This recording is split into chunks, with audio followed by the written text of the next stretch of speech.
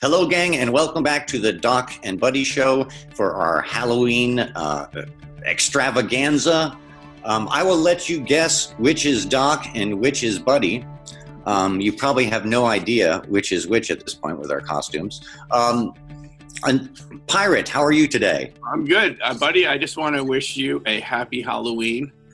And thank you so much. All of our listeners tonight, if you're still listening today on Halloween, and I want to introduce you to my little friend here. Whoa. Fun. Wow. Was that Janet Reno? Yes, that's actually it's very good. How did you get that? That's the Janet Reno doll.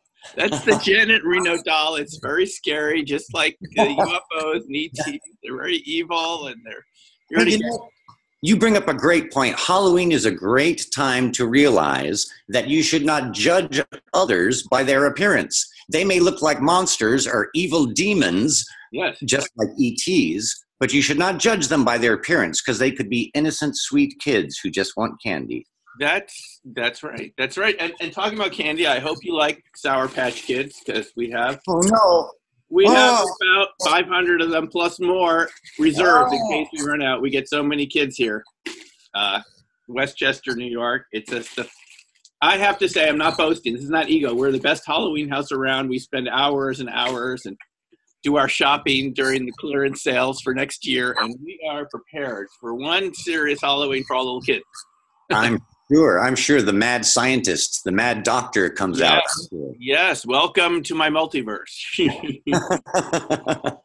Now, is your Halloween decorations bigger than your holiday Christmas, Hanukkah? Oh, yes. It just goes on, and we add new props in every year. We haven't quite got the fog machine yet, but we have the strobe lights, the black lights, the cobwebs that light up in the black light, and the creatures that are the displays that are sound sensitive. As the kids go down the walkway, they start off. Beautiful. And you get so many kids. I mean, it is a real job to keep it all going for a couple hours because they come in groups of 5 to 10. And as you were asking before, you get teenagers now, and you can kind of kid around with them a little more. We once made it too scary, and we had to tone it back because you get little infants too. I mean, just kids 5, 4, and you don't want them to be really terrified. It's supposed to be fun. So,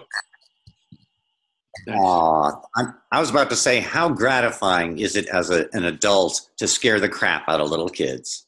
Well, I used to be a little kid in this neighborhood here near White Plains, New York, and this is my mom still here, and I remember it looked really now that's getting creepy there, right? You could be like, I was saying to you, buddy, you could be going into the next dimension and abducting the Greys and extracting whatever they have in there. What do you think I do for a living? I see. I get it. See, we always knew that you worked for someone this whole time, and I thought it was the Draconians, but now I'm thinking it's someone else. No, it's the Nazi reptilian chupacabras who live under Antarctica and use chemtrails to activate HARP to make Nicki Minaj have Emery Smith's love child. Yes, definitely. Are you channeling right now? I am. Oh boy! Wow. Okay, now I can see a little better. Yes. So anyway, welcome to everyone. And as I was just saying, this used to be a great Halloween neighborhood. When I was a kid, we want to do the same thing for the next generation of kids. Otherwise, it'll stop, and we can't allow that. We have to keep the mystery and the curiosity going.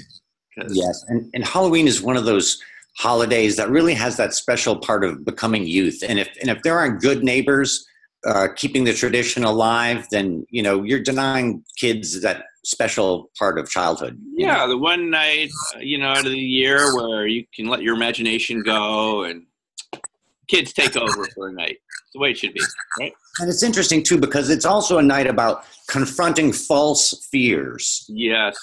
That's a lot about ufology too. There's a lot of false fears because things look a certain way or sound or can scare you a certain way. It's a technology that you're not familiar with. So thus you can, call it something, you know, evil or a threat or something to put up your dukes against it because you have a fear.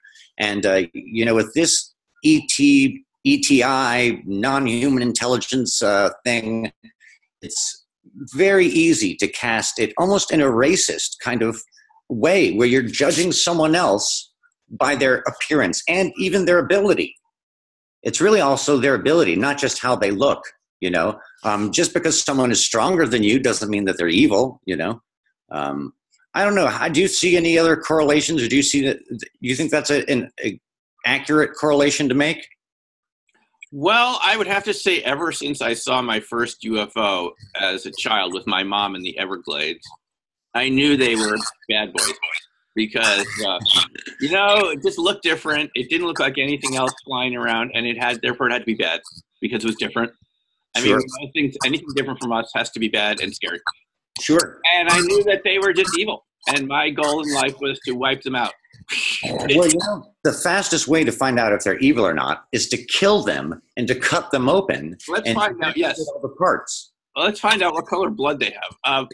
Yeah, no, buddy, I have to agree with this. I think 98% of what I hear about this topic is pure projection of our own fears of otherness, of the unknown.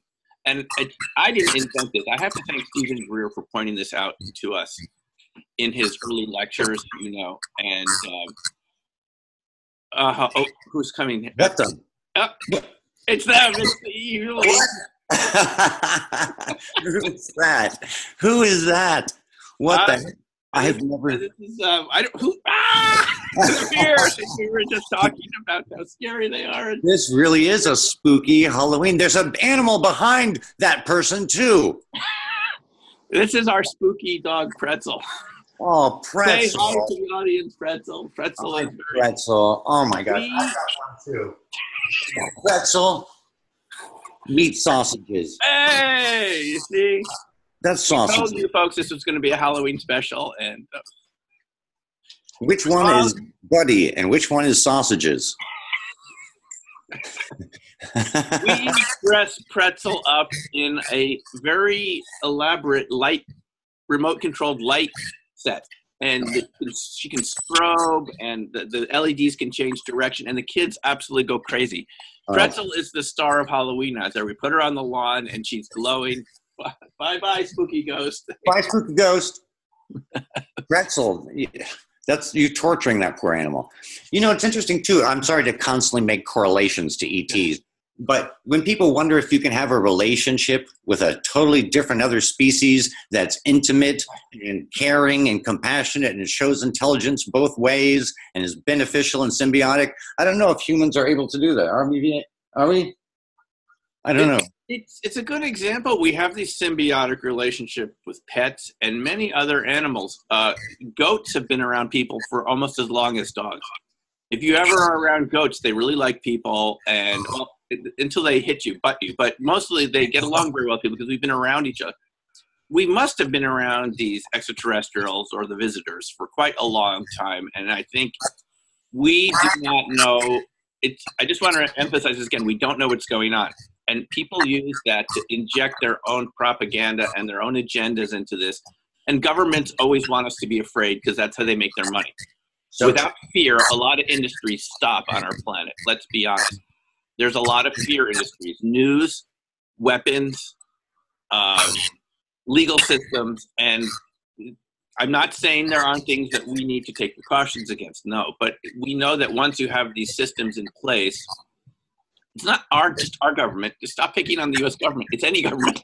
Yeah, so true. It's very true. They're all the same. It's not just our system here and conspiracy. This is what power systems do. They need people to be afraid to feed the machine. Yeah. And ETs are a nice scapegoat to blame for all of this. And as I was saying to you before our ghost walk in, 98% of this is pure bullshit. I'm convinced of it by now. People are making this up. There's no evidence. They just like this. They like to go on the UFO speaking circuit, scare the audience. Buddy, I've been told this when I lectured at UFO conferences that my stuff wasn't really scary enough. And Unbelievable. they said we would lose the troops if we didn't keep the drama going. And I'm really kind of more of a scientist, so I want to stick with the data. And I'm okay with whatever the truth turns out to be, but I don't want to invent it just to fill the seats to make money for some conference organization. And I won't do it. I won't do it. You're making a really important distinction between UFO research and UFO entertainment. You know, lately it's been meshed together far too much, and people who know in their hearts that they're lying and telling these incredible stories that are intended to be a serial story, intended to be episodic. That's right. That's a very good point. Very good point. And these entertainers are really damaging this crucial research at a crucial time, the most important topic at the most important time. They couldn't be making not only us, valid researchers and experiencers, look stupider, but they also prevent so many skeptical people from broaching the subject because they've stamped it with the nutty stamp. You know, the giant blue chickens, spheres. This weekend a pod landed in my improbably tiny backyard, and, you know, I was 20 and backed, and, you know, I fought as a badass soldier, even though I'm a scrawny, nebbish, you know, person. I mean, these stories, you know, it's great lately. A lot of the people in the UFO, you know, world have been calling out people. They've been calling out Corey Good lately over that trademark issue. Did you hear about that? I heard briefly a little bit about it. It sounded ridiculous. Completely ridiculous. Nobody owns this, and nobody knows what's going on. I think the only researchers I trust are people, basically, I trust you. I don't know if I, maybe if, okay, I like Colin Andrews. Colin's been good. Grant Cameron. I like Grant a lot. Yeah, no, Grant. No, look, there are good researchers out there, but it's so easy to pretend like you know what you're doing. And I want to admit to everyone, I don't understand what this phenomena is after 20 years. I really don't understand what's going on. And if I have real good data, I will share it with you instantly.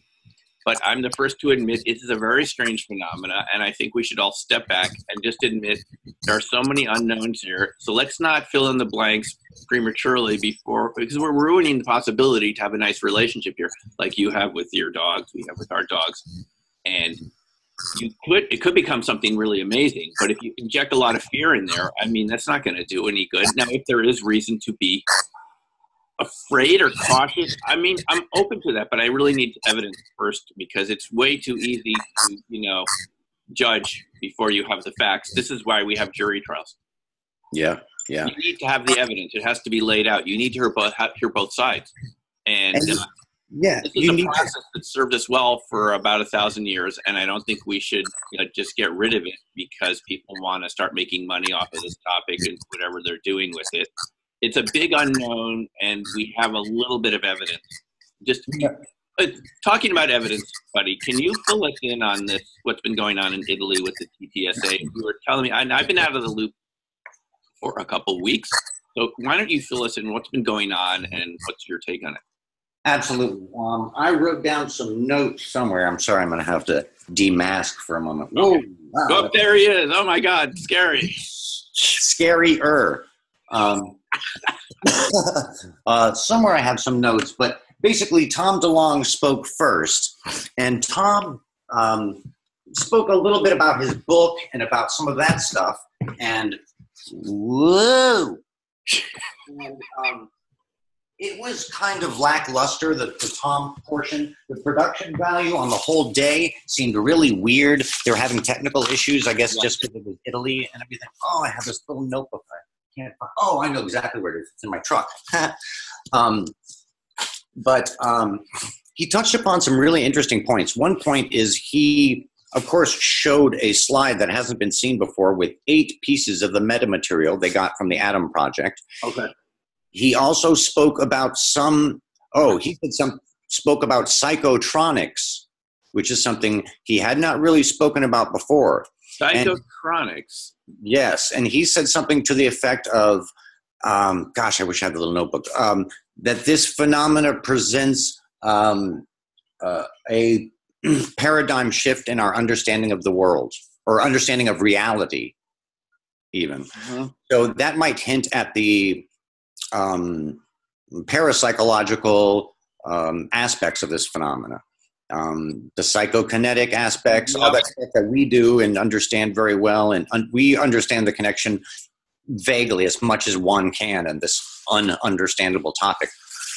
He also spoke about how there are repeat locations that continue to have experiences. And we know what some of those locations are. Malmstrom Air Force Base, the 24th of January this year, another incident happened. Harry Reid spoke about it in New York Magazine. Has there been any follow-up on that? You mentioned it before. Anything else that we know that confirms that it happened? Any witnesses? Yes, witnesses have now come forward. You know, it was crickets. No one was talking about it. I've been, screaming and yelling as much as my tiny, scrawny ass can for months.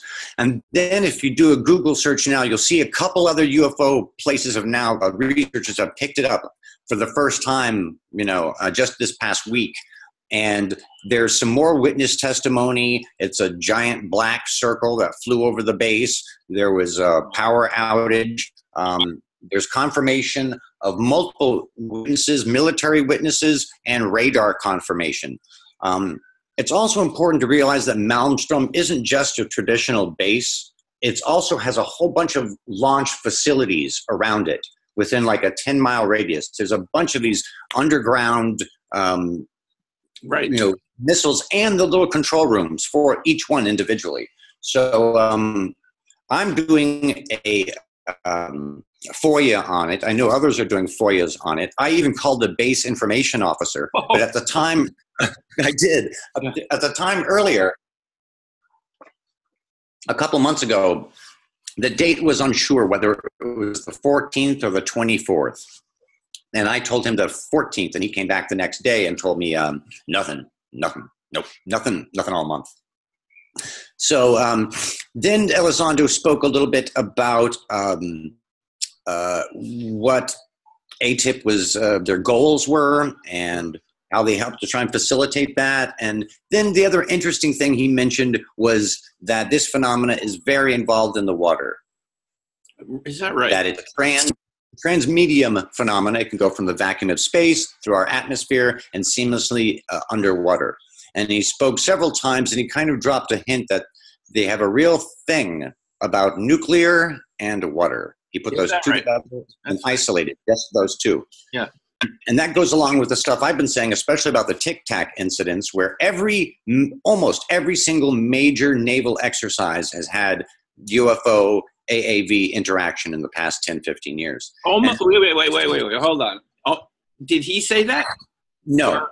He didn't say that. But this is basically your research indicates this from talking to almost every major naval exercise. Almost every major naval exercise in the past 15 years has had UFO incidents.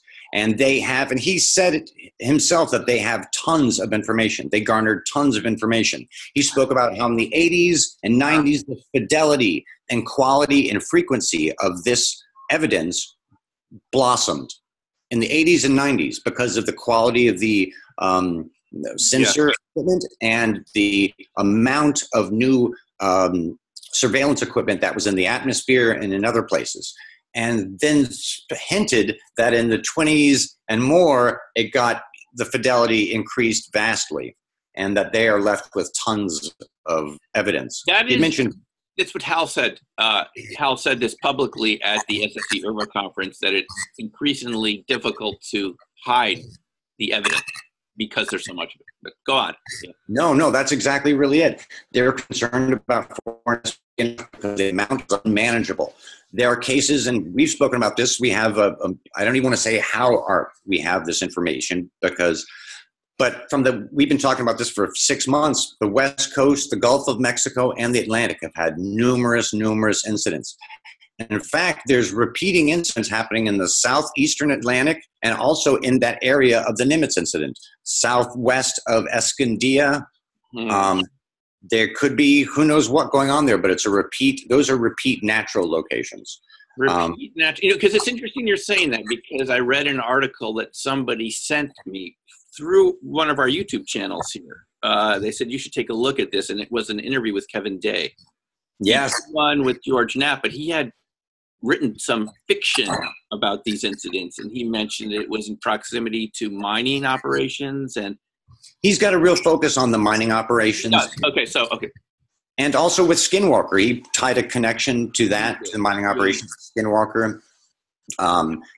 There's a lot of different speculations on that, and I'm still doing research, so I don't really want to draw any conclusions about the mining stuff. But that was, I thought, very fascinating. And so that's essentially the rundown on the Italy stuff, the To the Stars. But I can't remember. There's one or two other little things, but nothing. So what was the venue that they talked at these? It was a small. I forgot. It was a small venue, and it was really custom people. I think it was people from the intelligence, from political spectrum all over. It was really more movers and shakers, and not a general public event. And it kind of had that feeling too. Is it publicly available? Is it on the TTSA website, or how did you see it? I saw it on a link. Throughout the day, I tried to watch it. It's like 3 hours long. The first hour is like, the second hour is Tom DeLonge, and the last one is basically Lewis.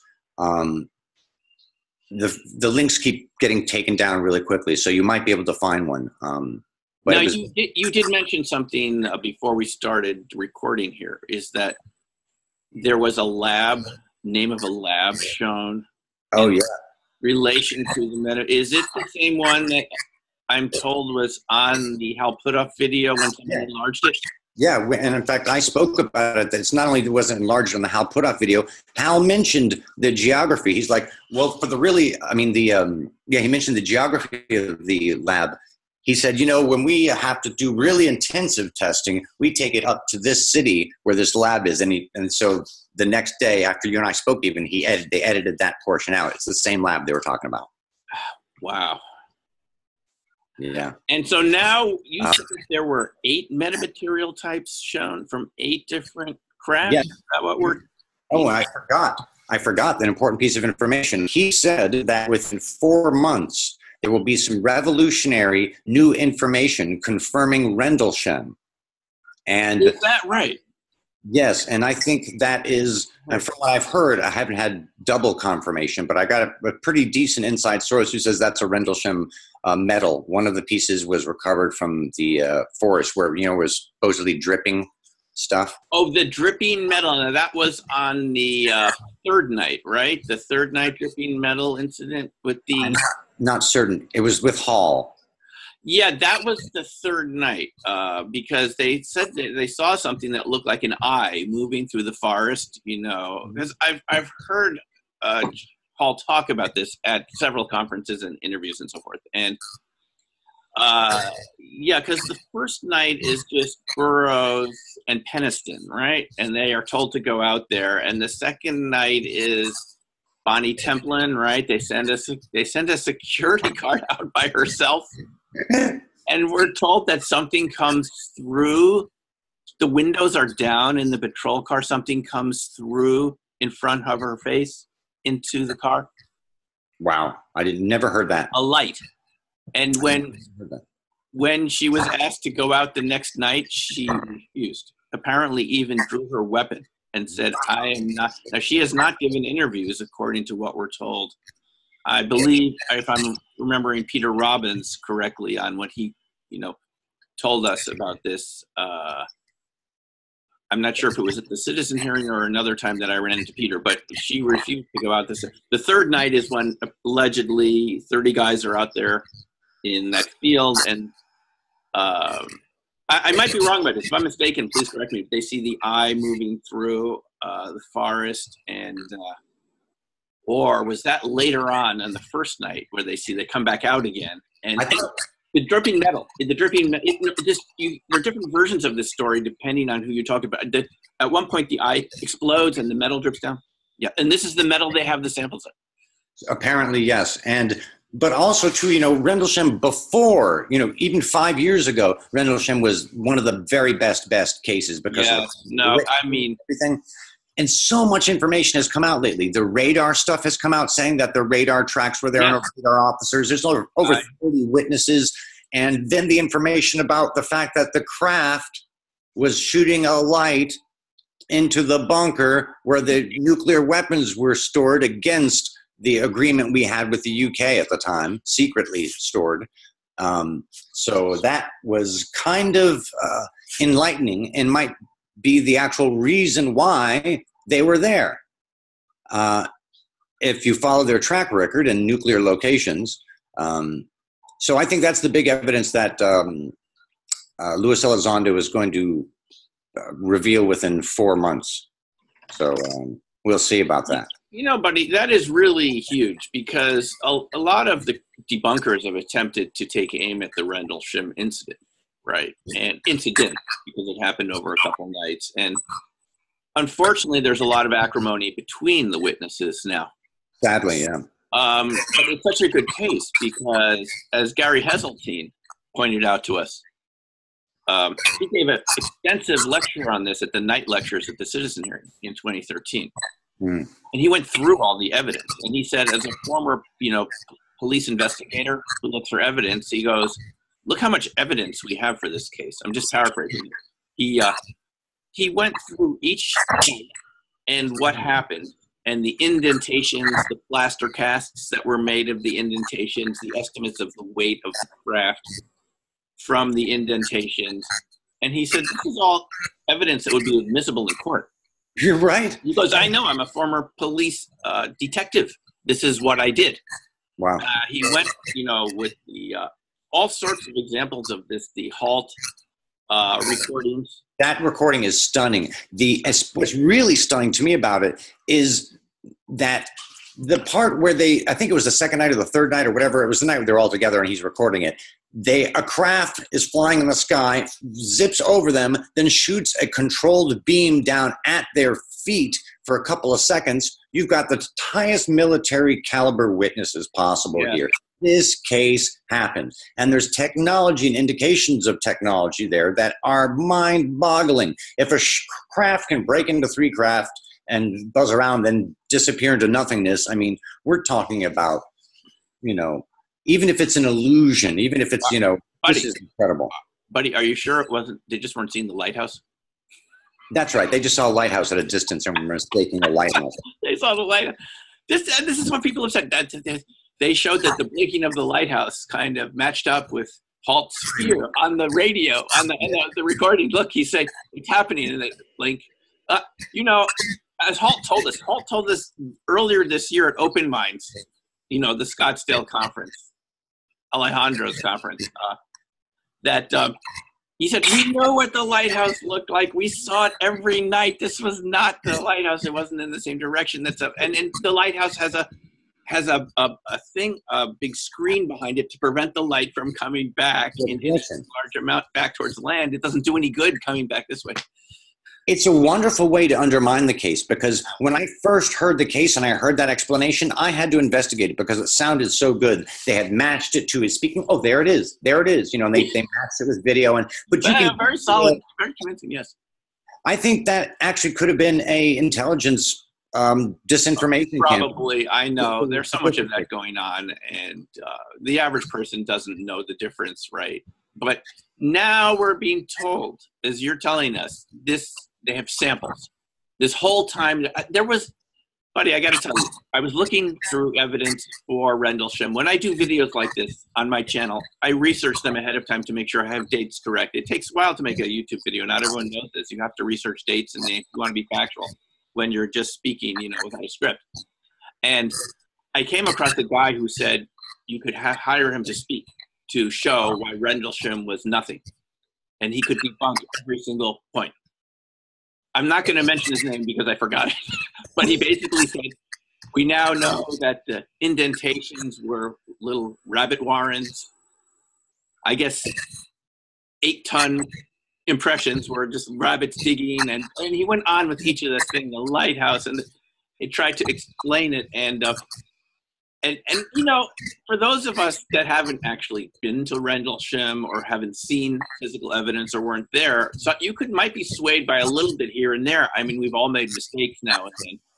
But now we're being told, I never doubted it, but I hadn't seen physical evidence. I encountered Peniston and Burroughs at the Citizen hearing, and I enjoyed it. listening to their testimony and subsequent other venues. But now we're being told there's actually metal samples. Now, did Elizondo say, did anyone say anything about what they've learned from the sample, or is this is something to come forth in the next couple of months?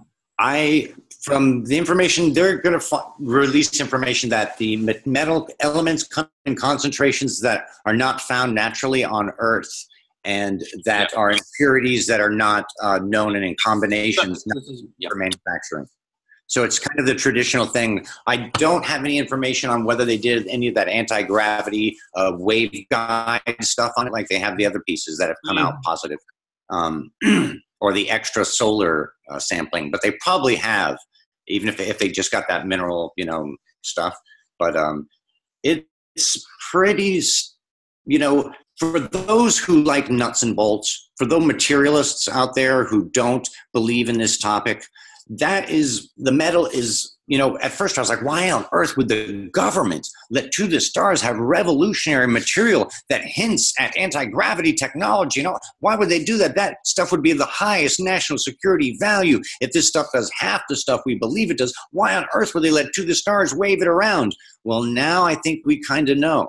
I think that there's several different reasons. One is the government could use a third party to ask for all the material everyone has, because the government's getting the test results on all this stuff. They must, because of the national security interest. It must be such a high level of priority. I mean, can you imagine? Oh my gosh, to have weightless, hypersonic, completely invisible weapons is the ultimate. The fastest, most perceivable, most destructive. I mean, it's freaking ridiculous. But were you going to show us a puppet there? What was that you were holding up there? Yes, that was my little Vienna sausage. Oh, it's the hound. It's the sausage girl. What's your hound's name again? Sausages. What a beauty. She's a good girl. She's a 14. I bet everyone who has a dog out there is just kind of saying, what a cute dog. Even though she don't have to. She's looking at you. It's funny. Hey, hi, sausage. That gives me hope. How human beings can bond with other animals. I have to give you a Halloween story that happened just a few minutes ago. We were putting up the decorations on the porch, and Susan, who you just saw come in a few minutes ago with the mask, she fell off the ladder while she was putting up the black light that illuminates the black light cobwebs where we put the spiders that glow in the black light. Well, I didn't know this. I was in another part of the house, and she fell the ladder. Everyone should be careful when you're putting up your decorations. You can't overestimate how dangerous it can be when you're on ladders and stuff. One of the legs had tiptoed off the porch, and she was now only on 3 legs on the ladder. It fell to the side, and she fell backwards onto her coccyx bone. My mom said the dog ran into the kitchen. The dog was, because I had just said hi to Susan on the porch, how's it going? I moved away. The dog was looking at Susan. My mom said the dog ran into the kitchen with an anxious look on its face and literally pulled her back to the door. So do you see how important it is to have good relations with other species? This isn't just for fun, folks. We need to keep our relations with all the other animals and all the other species out there on the healthiest possible level, because you never know, just from a purely selfish point of view, when it's going to benefit you. And if we treat the ETs like this and we just cast them in this negative light without knowing it, we're going to lose friends that could be very important to us in the future. So I want everyone to be very careful before you make judgments. Some of the experiences people have with them don't always seem pleasant, but we simply don't always know we need to find out what's going on first. Because we do this to animals around the planet, as you said before, and they may not like being anesthetized or tranquilized and having a blood sample taken, but we're doing it to try to find out what their migration patterns are so we can keep them around so they don't go extinct. Yep. So I think we need to get all the facts before we pass any judgment whatsoever. I've had doctor examinations that I didn't like either, okay? Yeah, and they could be being our best friend, literally. My dog is man's best friend, but they could be literally our best friend if we got past that fear. Yes, some people got bit by dogs. In fact, I got attacked by a dog when I was a kid and got 132 stitches. Wow. But everything. a sheepdog that was our own dog. And I was in a van at night with my head on the, the back tire has Your the own dog. Wow. carpeted on this thing asleep. I thought the dog was licking my neck and it was biting me. And I looked up the sheepdog with blood all over its mouth. The sheepdog. Oh my God, that carnivorous sheepdog. What precipitated such an attack, buddy? They're one of the sweetest dogs in the world. And I'm like, I saw the blood and my fingers went into my neck and I'm banging on the big glass van window like, ah!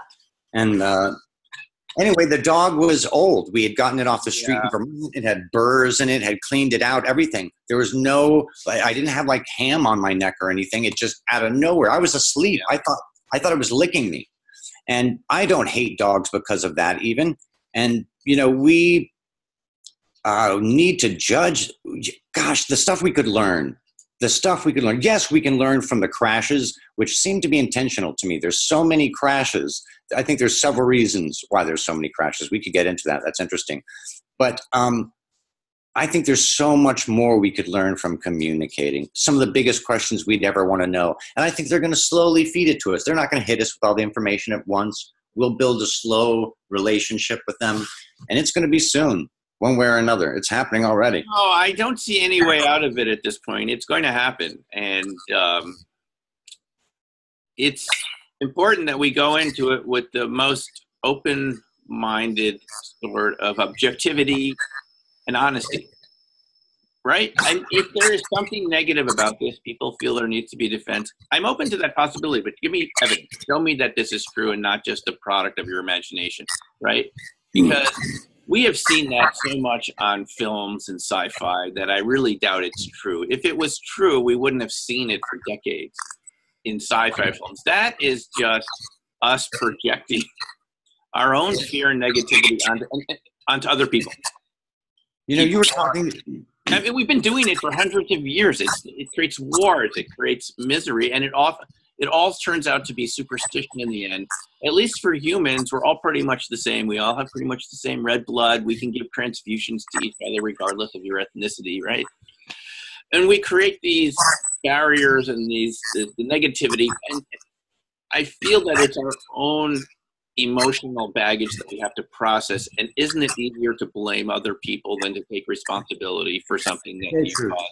So true. And it's an evolutionary thing, I think, in human beings. That's, to protect your group by being scared of the surroundings. That's how we stayed safe from animals and the wild and other tribes and other groups, is we take care of our groups and we don't like them. And But we're evolving now. The society and technology and all these different things are breaking down these barriers. And we're evolving in some good ways, some bad ways, but we're definitely heading a certain direction. And that direction is greater connectivity, greater information sharing, greater all of those things that we never had in the past. And the responsibility of that, the responsibility of having that great connection and everything, I think is one for peace, not for, more selfishness. I think it's one more education and one more group cooperation and more able to do wonderful things for the future instead of everyone doing individual things for themselves for the now.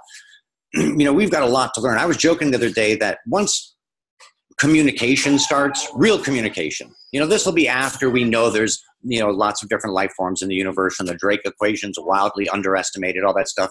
I think we'll have in every newscast, and like in the alien news today, there's, a treaty was signed whereby the U.S. Will stand down all of their nuclear weapons in exchange for medical information. Or not the U.S., it would be global, I think. But I think it'll be such an ongoing story, There's an idea. I mean, you're kind of right there, buddy. Let's say these visitors can say, look, guys, we know you've been afraid of each other since the Cold War and before. How about if we guarantee that we're going to neutralize all your atomic weaponry? And we'll prove it to you somehow. Would you agree to get rid of them if we could do this? It's a good hypothetical question. I mean, that's a very interesting thought experiment, right? If we globally gave up all of our nuclear weapons, they could give us some life-saving medical technology. Yeah, in exchange for something else. And in exchange for something big, right? Like a parent says to their child, if you mow the lawn, for 3 weeks in a row, I'll give you this Xbox or whatever. And I think that this advanced technology is not going to be throwing advanced technology down our throats. You know what I mean? No. how have we treated new tribes or, groups that have never seen this before, on islands in different places? What is that? The cargo islands, the cargo cult, The cargo cults, the cargo cults. So, and I was thinking about this the other day, we're not going to lose one day of the stock market if the president came out and said there's extraterrestrial life visiting us, not just out in the universe, but visiting us. And they're willing to share medical technology. Right. Maybe the big medical industries wouldn't like that. I read this very interesting article about a guy that worked for them in their PR department and the types of disinformation they create to keep universal Medicare from being implemented. He called it FUD campaigns: fear, distortion, and the U stood for, it was basically create as much disinformation as you can. Doubt, fear, doubt, and what you get the idea. It's like the cigarette industry. You said the big insurance companies, medical insurance companies in our country, and the HMOs have a vested interest in preventing universal health care. So they always overestimate the costs, and they make things more dramatic than they are because they say you need us because we can't, and it'd be too expensive. But this is what you're up against. Basically, it's what Thorsten Veblen, the sociologist, the Norwegian sociologist that taught here in the U.S. About 100 years ago, and he called it vested interests. The people have been knowing about this for a while, buddy. This is not new. The vested. Veblen made a very interesting argument. Is that he said there's a big portion of the society that gets up every day and works and wants things to work as well as possible.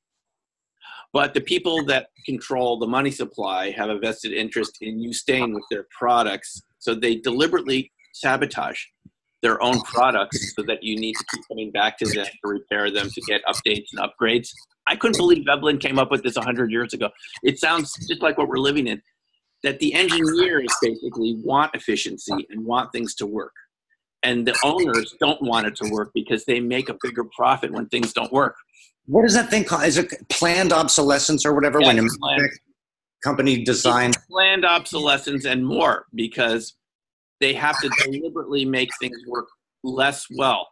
Otherwise, they can't introduce new products, and they would lose too much money if we all had free energy, for example. If the beauty is, though, and this is also the things that the governments fear the most, is that ultimately, the power is in the people's hands. And if you piss the people off enough, if you cross one line too far, people can be mobilized. They can. He has shown time and time again, if the cause is big enough, no one is going to shut down Wall Street when this comes out. It's not going to start a single war. No religion is going to be destroyed. When you really think about it, the reason why War of the Worlds was so horrific back then and had those incidents is because it was an attack on the planet and people were supposedly dying, and people believe that. If it was a peaceful, communication, we got a signal, we don't understand what it is, but our best scientists are trying to figure it out. We'll let you know as soon as we know the biggest information humanity has ever heard.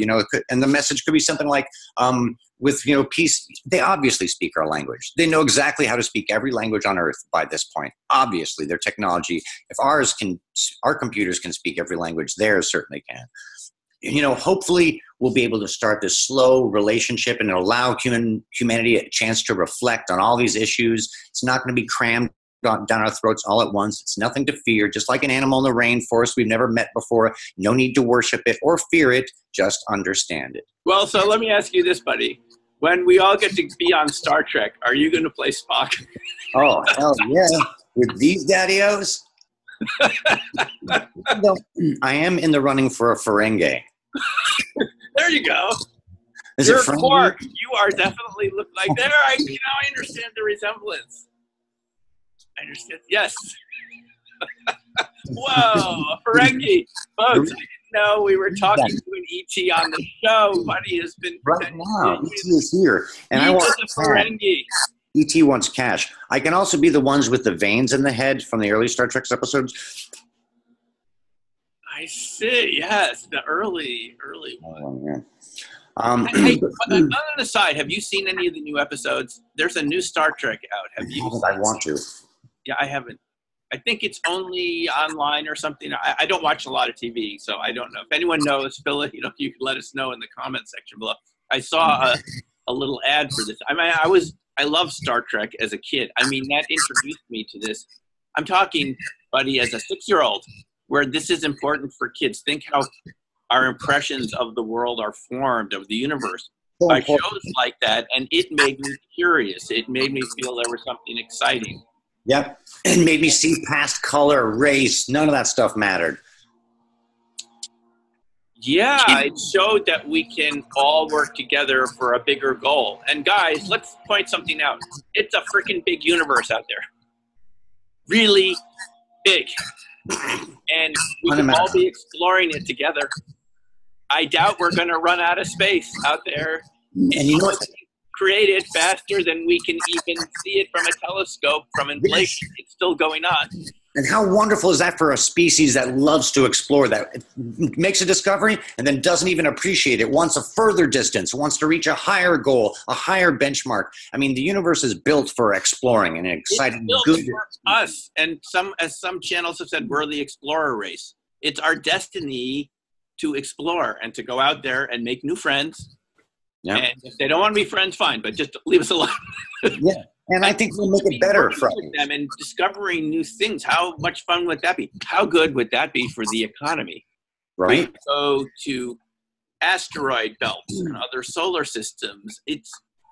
What if we even get past an economy where we don't even have to struggle individually for money, where we have to struggle for grander goals as a species? Grander goals and grander achievements. Wouldn't it be great every day if we could all wake up and just focus on the achievements that we're going to? Buddy, I know how much work you put into your research and the passion you have for doing this. Yeah. Everybody should have that sort of. Don't you think it's kind of a gift every day to wake up with this focus and this drive and no, maybe today I'm going to find out that fact I've been looking for a year, a piece of metal from Rendlesham Forest. I never in my wildest imagination dreamed that there was metal from there. There's also Ubatuba piece. There's a bunch of pieces. There's pieces, and how about we start sharing this with kids at museums, and we can have government scientists come into the museums and say, "Hey, kids, this is a real piece of a UFO. Touch this. It's from another species we've never even met before." How many neurons would instantly connect in thousands of kids? You know, we complain about educational standards and lower achievement scores. How good it would be for kids' brains to touch a piece of a real UFO. Because I'm talking about neuronal connection. I'm not being a zombie here. We're talking about mental development from curiosity and imagination and inspiration. Aspiration. Yeah. What happened to all of that, buddy? Because when I was a kid growing up here in New York in the 70s, we had all of that. We had those big dreams and we had Star Trek. Well, you had bigger and better things were coming. Go ahead. You had a lot of things supporting you, though. You had a space mission. You had all these cultural things. Nowadays, it's more social media. It's more myself. We're getting more technologically selfish as opposed to looking out further. We're looking, inward, which is fine, but if you're just looking at your image and not the substance, we have humanity has a lot of growing up to do, and I think really fast. Well, can I just share something with you about that? Is the noise too much on this side, by the way? I hear some leaf blowers out there. I don't hear anything on this side. Good, thank you. Okay. So here's what I think is one scenario that's going to happen. I did put up this video about fractal flattening a couple of weeks ago, and I'm going to have a little follow-up from that. I know some people really loved it, and some were a little confused by it, but basically, as you control systems more and more, things get less predictable. Let me put it that way in a nutshell. It just comes out of chaos theory.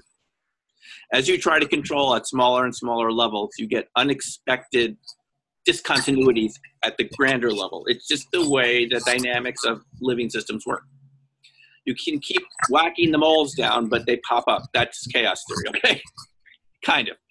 So here's what I think should happen, because we all are connected with these devices, and Apple and other manufacturers keep coming out with better and better phones that keep us more and more in touch. Whether you're an Android or an Apple user, your device has gotten more complex over the last 10 years. Am I right? It does more.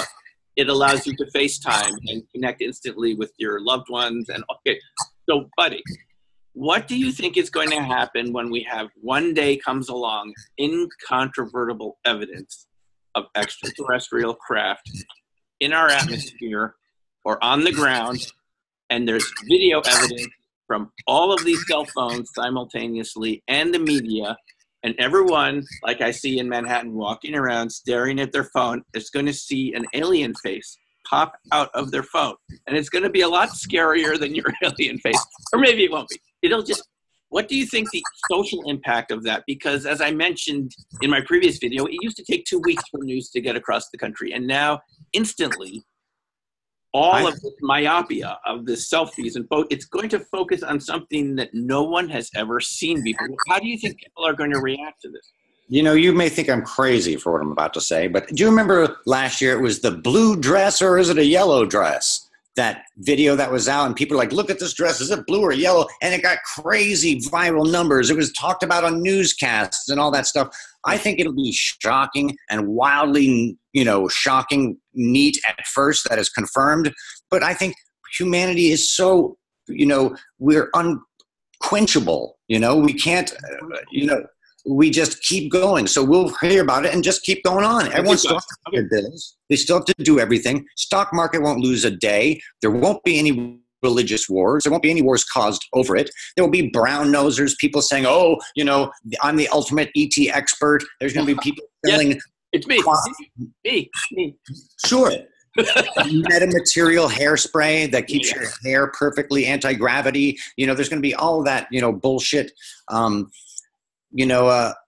I think society's going to do incredibly well the second that information comes out. We're going to do this vast improvement. Nothing horrible is going to happen from it. Nothing.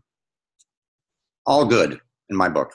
Yeah, I think you might be right. I mean, it could actually go so much better than we've been led to believe, and the reasons that governments may have had for withholding the information, if that's what the real reason is. We really don't know what the exact reason is, why it's so secret. I mean, maybe it's whatever. Maybe it's what the TTSA people are telling us, that it's a Sputnik moment. We don't want to have another Sputnik moment because it would be an embarrassment to our national ego for someone else to get ahead of us. Listen, I would love for us to develop this here in the United States first, buddy. I would, as much as anyone, but we can't do it with secrecy. You guys, it has to go one way or the other. If we want to be the top dog society technologically, whoever has these materials needs to go to every museum right now and share them with every kid so that the brain cells start working again. You can't have it both ways. If you do want to keep it secret, and I understand the motivations, having talked to people from the government who've worked in these branches of the government that are involved in keeping secrets, I understand they feel that they have a need for secrecy at every possible level. But then the long-term cost for society is some other society is going to get ahead of us. So you can't have it both ways. You either have to share it or you don't share it. We're running the risk.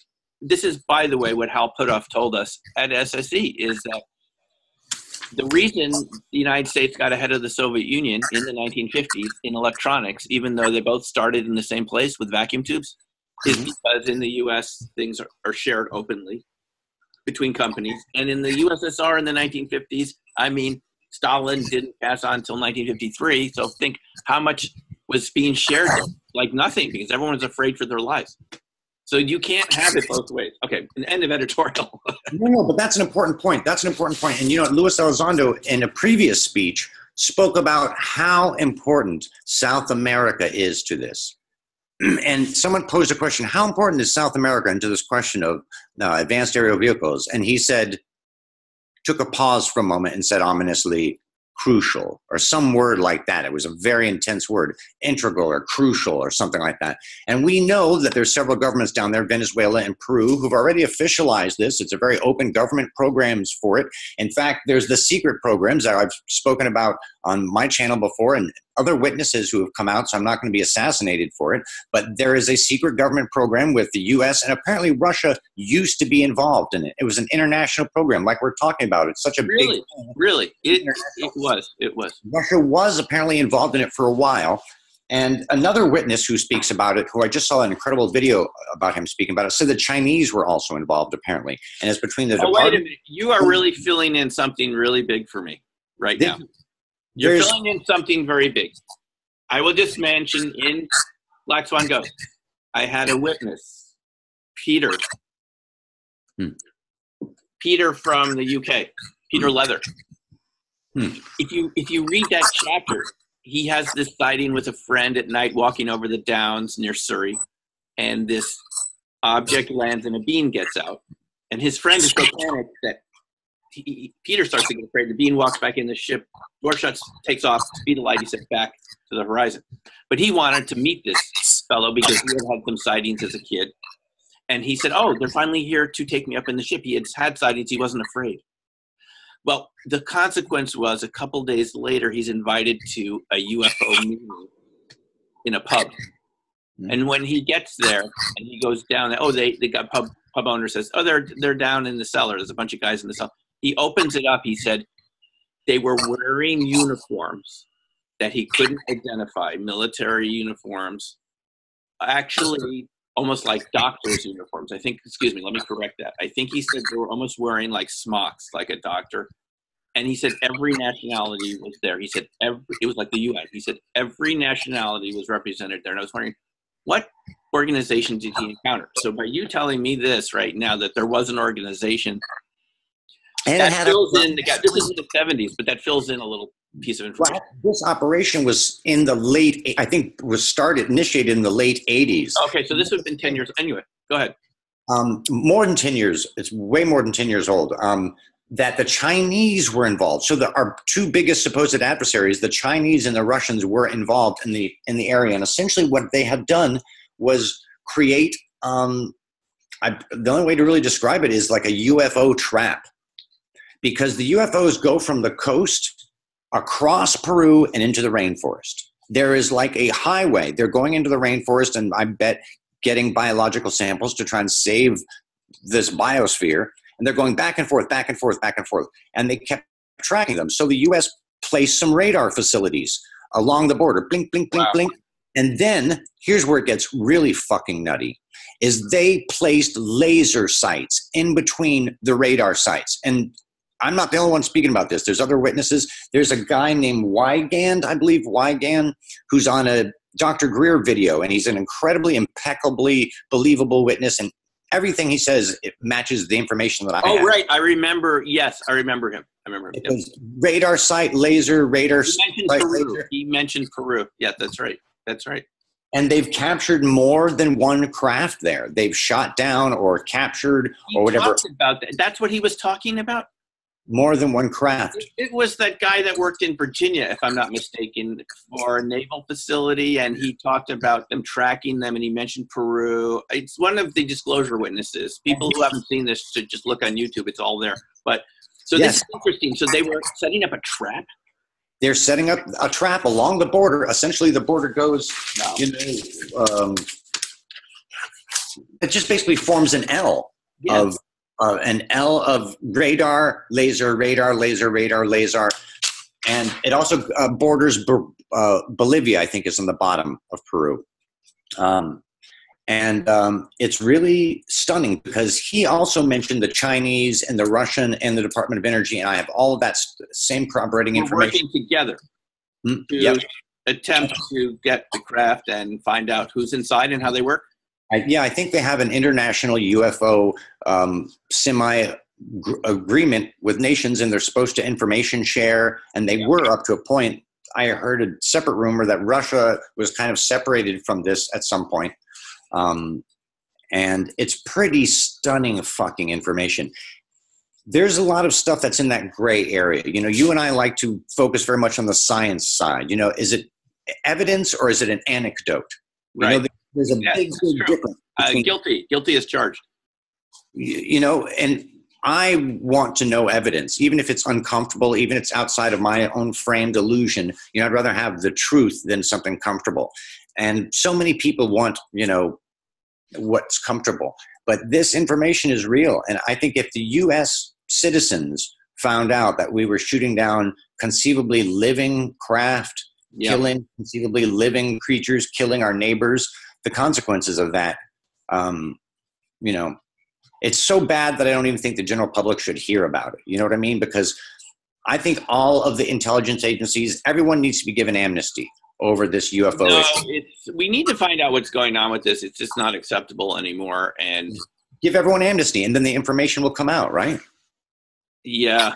You know, you reminded me of something I saw at the Laughlin UFO Congress when Bob Brown was running it years ago, early 2000s. There was a researcher there from Chile who showed us what he said. This is government video. Okay, this is the high definition Air Force cameras of what they believe to be humanoids dropping down out of ships. And he showed us the video of these humanoids. They were, I can't say I could identify what they were, who they were big, 9 feet tall, perhaps. And they would come down in these little pods, and you could see the bodies just in this, like this thing. And it wouldn't come down all the way. They would drift out off to the ocean. How fucking cool is that? And these were big guys. I don't know if they were guys. They were big entities coming down. And this is the Chilean government. This is very important what you're saying, buddy. I mean, we could do a whole nother show about this, and we will. I've got more information on Chile. Sharing information with their citizens. And they were at the citizen hearing, buddy. We had the South American contingent, and they said they held conferences for the public where they shared their best material. Wow. Oh my God. They shared their best material. They didn't want people to be afraid. They even had, I believe the general from, there was a colonel from Uruguay. He gave me his card when I saw him at the hotel later on. I talked to him. And they said that they held events for school children to show them the pictures and and they said, we don't know what this are. We don't think it's threatening, but we just think you should know what we're capturing. This is a responsible government that is informing its citizens. We consider ourselves to be democratic. How about that? They go into schools. You know how you solve a mystery? Present it to kids, and they will solve it. That generation will solve it. Yeah. You know, that's how science works. How many science mysteries have been taught in a class? It's a mystery. We don't know, kid. And you have had kids around the world solve very challenging math equations and all sorts of things that other people couldn't solve. So. And they grow up to become the people who are obsessed with that. You know, how many great scientists who made major discoveries speak of a childhood influence on them? And I know. This is That's what bugs me the most about this, buddy. If I could say one thing that bugged me the most is that this hasn't been shared with children in a way that would inspire their imagination, intelligence, and creativity. Okay? Because there's a time when you're a kid where you really get excited about life, and it lasts for the rest of your life if it's allowed to develop properly, right? Yeah. And then you get all sorts of very interesting, fascinating, productive people from that who are really following their passion. But I feel we missed it with this because this has been so suppressed. When I talk to kids about this, or even younger people, they go, wow. When people ask me what I do, and I tell them this is one of the things that I do, I'm like studying other phenomena, but UFOs are part of it. That's cool. That's the reaction you get nowadays. They're starved for the information. I'm telling you, they're starved. They're starved. The younger people are starved. They know it's real. They're not dumb. But no one's talking. No one's talking. I mean, we do have people on YouTube, but they're less scared than the adults are. They've got less things polarizing them against it. They've probably got 10 times more excitement about it than us adults. You bring up such a crucial point, is inspiring and uplifting our kids to, solve the problems of the future that we've created. And you can't do that by not inspiring them. Inspire them with huge goals, with mysteries, with excitement, with, enigmas. What's wrong with us? Why aren't we doing that? We have the ability. Buddy, I grew up in Manhattan, and I used to spend every weekend in the Museum of Natural History. Okay?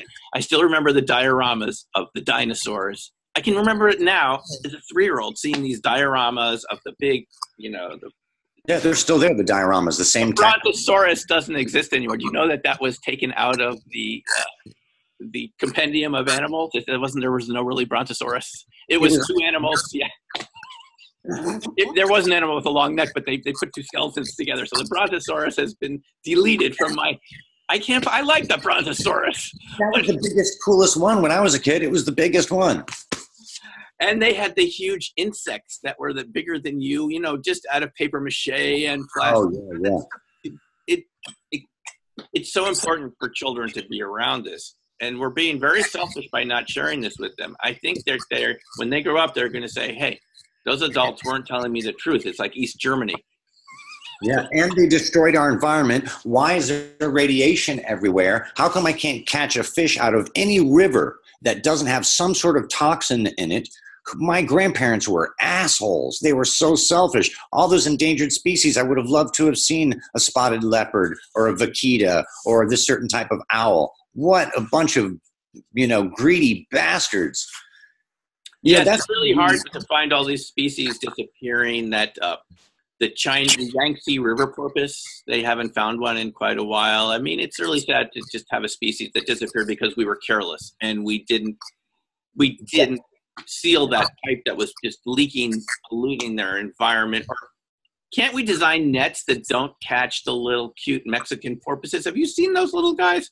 They can't I know that captivity. This is the thing. They don't like being taken out. They took one out and it died because it was so shocked. And how many are left now? 30?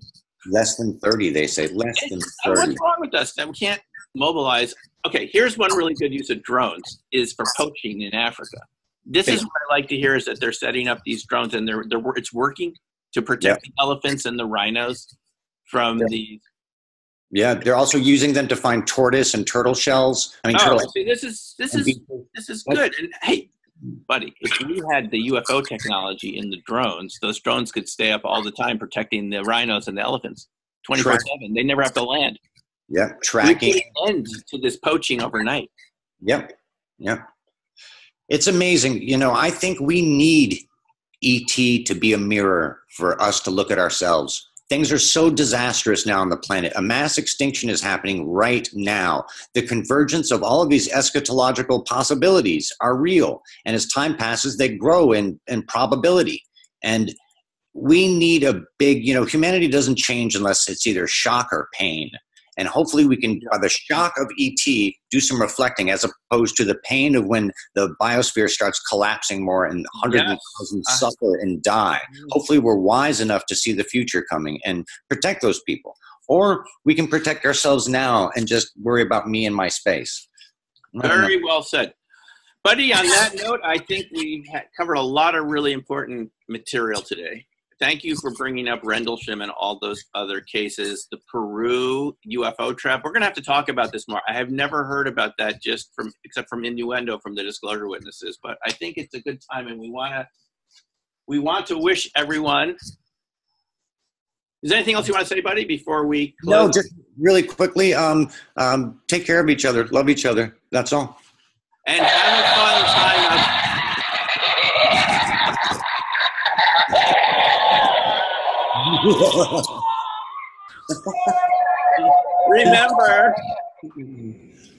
Remember, folks, it doesn't come to you, it comes from you. Big one. Wonderfully put. Wonderful. And it's nice to have a nice, fun, scary night out there. So, hey, buddy, thanks again for doing this, and we will be in touch with you soon again. Okay. Much love to everyone. Such a pleasure as always, Dr. Hunt.